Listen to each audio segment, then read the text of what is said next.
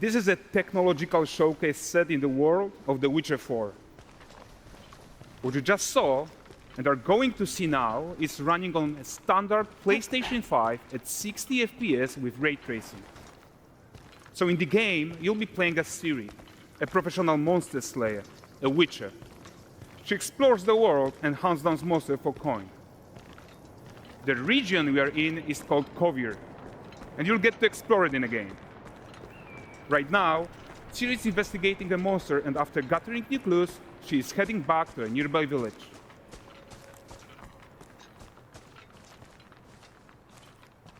All right, everyone, meet Kelpie. Let weeds be weeds, Kelpie. So just like Geralt had Roach, Ciri has her own loyal companion. We return to town. These two characters need to feel like one. Since you're gonna explore the world on horseback, riding needs to feel seamless, natural, and just fun. Yeah, and to support that, we're introducing multi-character motion matching in Unreal. So Ciri and Kelpie, they're perfectly synchronized when mounting from any angle and speed. And we also support root motion movement on Kelpie, so controlling her feels realistic and grounded. And there are also some really nice improvements to our Unreal Chaos Flesh Solver and these machine-learned deformations. So you've got realistic muscles moving and stretching under Kelpie's skin without compromising the performance there.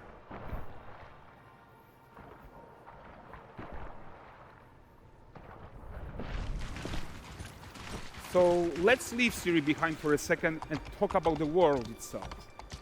So much of the Witcher world is natural, organic, especially Kovir with its dense forest and wild nature. Yeah, and wild nature is hard. And with nanite geometry, we've freed artists from so many of their old constraints. But we don't want to rest until everything we do in Unreal has that same spirit of freedom. There's always more work to do. And foliage is a huge piece of that puzzle. So we are excited to introduce nanite foliage. And in order to achieve gorgeous foliage density everywhere, while still being memory efficient, fast to render, we believe that a new idea was needed. So instead of the same card approach we've been using for the past 20 years, artists should be free to take a nanite approach to foliage, modeling every single leaf and pine needle. And the old LOD tricks of the past, they needed a complete rethink. And in their place, it's a new adaptive voxel representation in nanite.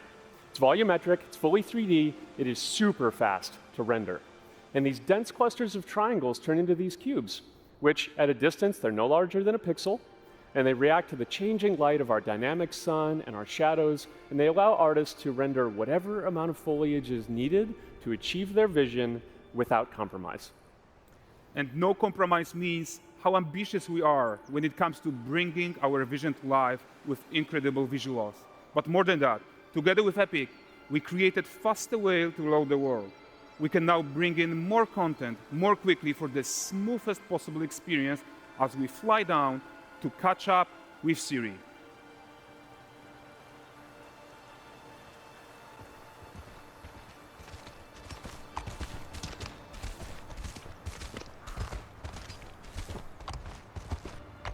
Welcome to Valdrest. So Valdrest is a port town, a hub for fishing, trade, and mining. It's one of those places where you can meet shady characters or overhear gossip from other lands. It's also where Ciri took on her current contract. High-tech, let's leave Kelpie here and explore the marketplace and food.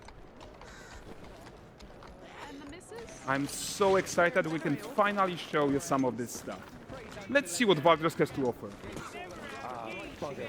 Not her again. Not even at the Lamb Exeter Fair!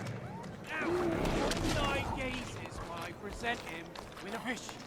For the furry rascal will often wait, and the fair's weight grants good fortune. For this feat, I ask your generosity. Pardon.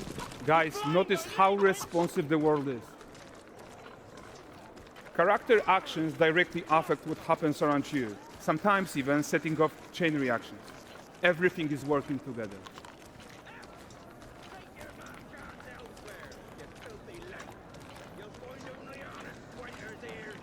Oh, look at this poor gentleman being taught how to fly by an angry innkeeper. That's what happens when you cheat at Gwent. Last of it, is it?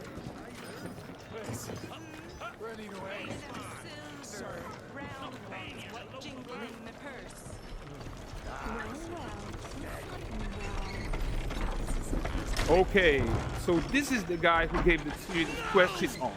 Like you probably suspect, he has his own agenda in all of this. You're off your tits again, Wilfred. Get your ass up.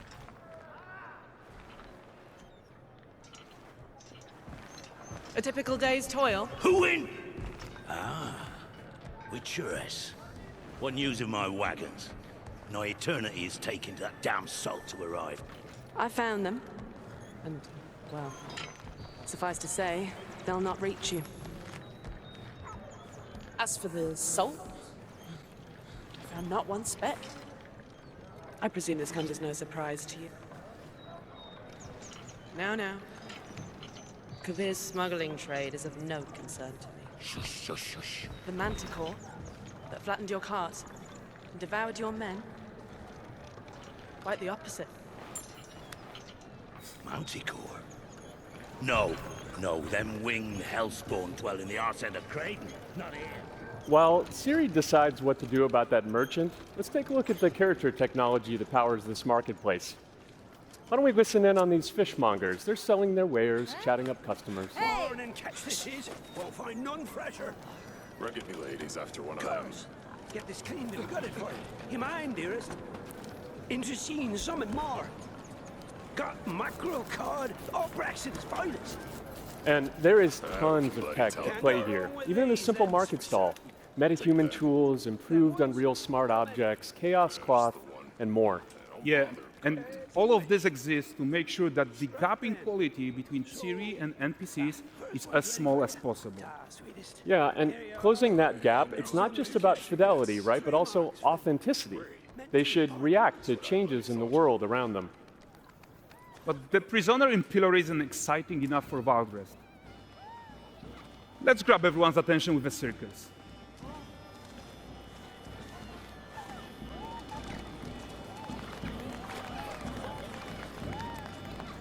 But the great performance deserves a huge crowd though. Let's crank it up.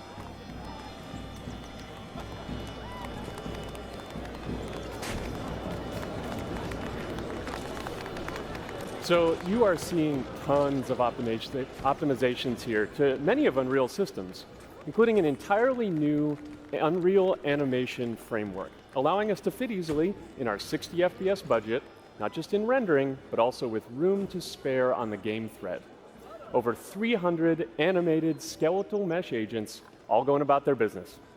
And the whole point is to leave breathing room for developers like you to introduce the gameplay and the systems that your players expect, empowering you to make your worlds come to life without Unreal standing in your way. You are right. And that's the open world RPG that we're making. But before we wrap up, how about one final check-in with Siri?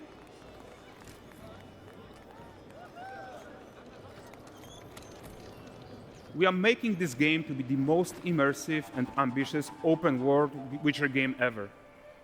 And we are making this a reality thanks to our work on Unreal with the team at Epic. I think what we are doing together is going to bring in a new generation of open world RPGs, and I'm so proud of what we accomplished so far. We are too. So we're almost done, but before we go, here's a small gift for all Witcher fans. A first look at emgeje.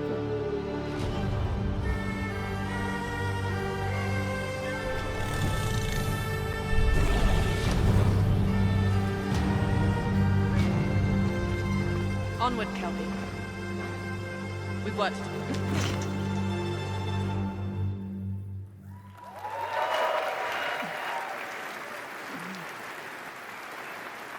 Thanks, guys. Seriously, it looks amazing.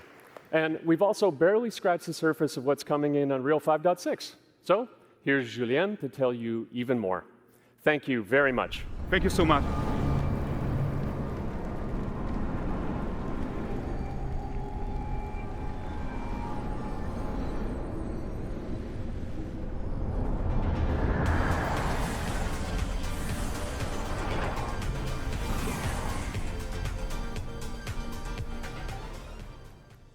Hey everyone, great to be here in Orlando. I spent a lot of time on this demo, so I'm happy to be the one to talk about what went into the 5.6 release. An open world like that was just the perfect content to focus on our main goal for the release, which was performance.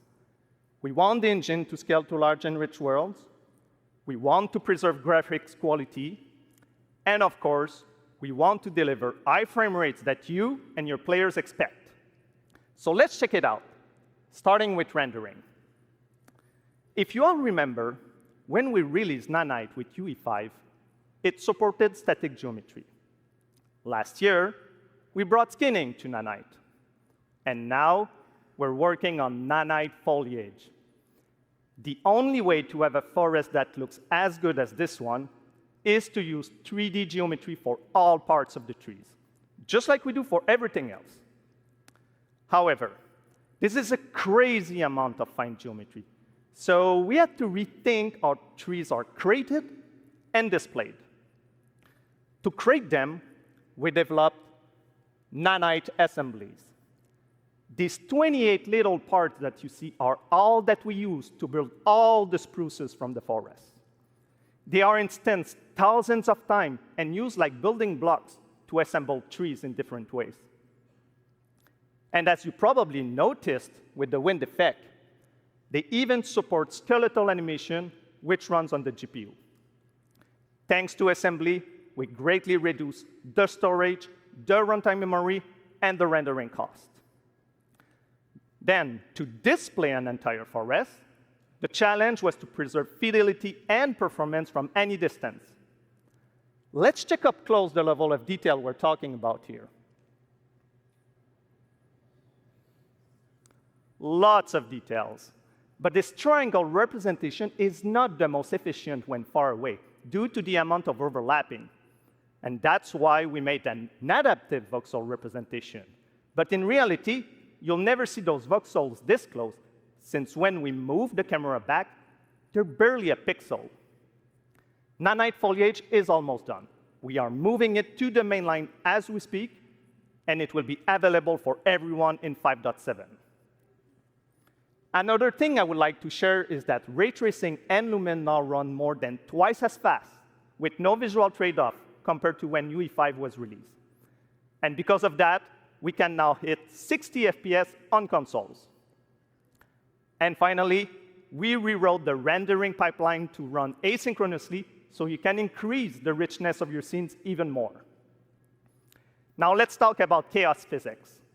For chaos cloth, we improve our cloth-to-cloth constraint solution. This removes a lot of collision evaluation when garments are piling up and interacting with each other. Even for complex setup like Series Cape, we hit a sub-millisecond budget on PS5.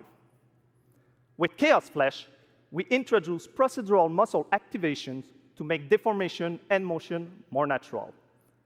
Your artist will still have control over tetrahedral simulation and train ML models that run fast in real time. We now support the baking of fluid surface data into lightweight assets to be played back at low cost. This is going to give you high-fidelity water without the performance cost of real-time fluid simulation. For animation, we work on both performance and fidelity. Here, you can see how Siri and Kelpie match up in their interaction. Well, that works no matter the angle of approach.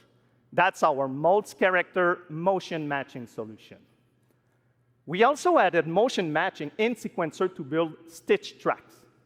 With them, you can seamlessly transition from gameplay to cinematic.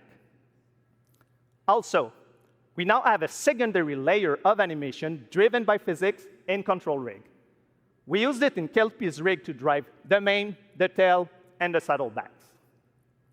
And now, I'm happy to announce that all these features are already integrated into our new Unreal Animation framework, which we are releasing as experimental in 5.6. We built it with performance first in mind. Animation evaluation are now running in parallel off the game thread, which was our bottleneck. And for the other character systems that are just as costly, like movement, avoidance, state tree behaviors, we also move them to worker threads. This is really going to help you create scenes that are crowded and lively.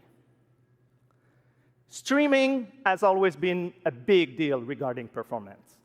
And the three biggest improvements we made are physics state creation, which now runs async, improve runtime PCG for ground scatter on GPU, and a new FastGeo plugin to stream static geometry. And just to take a different example, in CitySample, the streaming time was cut down by 90% while moving at high speed. We focus on a lot of areas for performance in 5.6, and mobile is no exception. We work on better defaults and scalability settings for mobile and minimize the default package size. We also improve our workflows with a UI refactor of the viewport toolbar and content browser, an on-device iteration workflow, and a mobile preview solution. So there you go. Unreal Engine 5.6 is all about performance, and it's available today.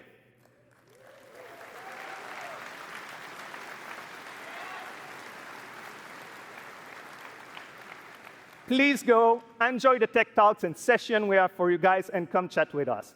And now, please welcome Chris from the MetaHuman team. Thank you.